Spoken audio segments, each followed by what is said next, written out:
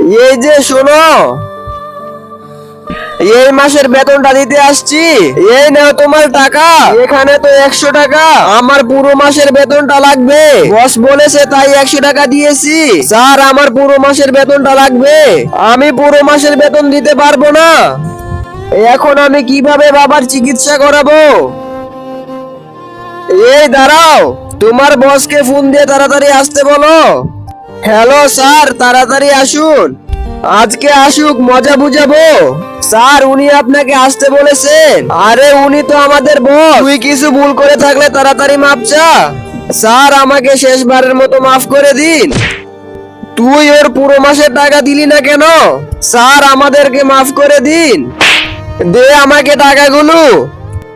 এই সর, স্যার আমাদেরকে মাফ করে দিন। এইগুলো দিয়ে তোমার বাবাকে চিকিৎসা করিও। ধন্যবাদ স্যার।